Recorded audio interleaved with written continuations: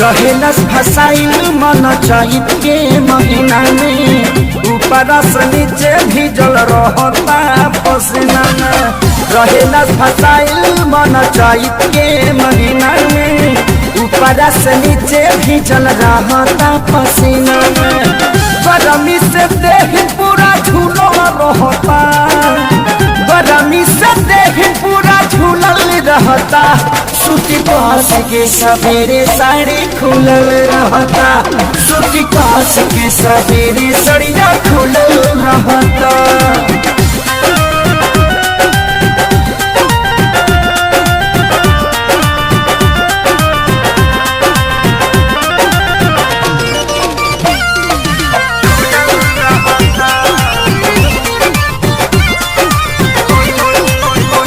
केतनो पिया तानिया मवा पका के हारी गई बुला पोछब हो बना के।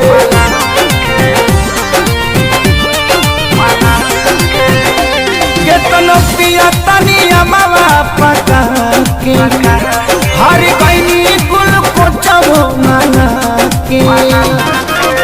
रहे कुछ न याद सब भूलल रहता, रहे कुछ न याद सब भूलल रहता।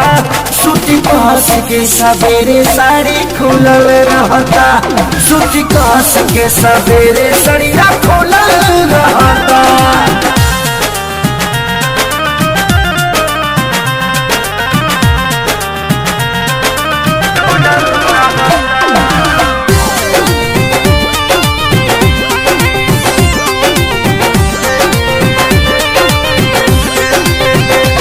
रहतानी कन्फ्यूज ये हमारी, कुछ बड़ा बड़ा बकुंदन खेसारी।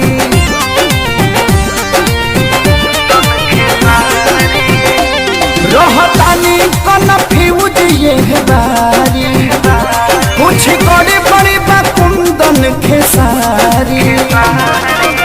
हमारा से सोनू मिलल जुलल रहता, हमारा से सोनू मिलल जुलल रहता। सूती कास के सवेरे साड़ी खुलल रहता, सूती कास के सवेरे साड़िया खुलल रहता। रहेलस फसाइल मन चैत के महीना में ऊपर से नीचे भीजल रहता पसीना में। गरमी से देह पूरा झूलल रहता, गरमी से देह पूरा झूलल रहता। सूती कास के सवेरे साड़ी खुलल रहता, सूती कास के सवेरे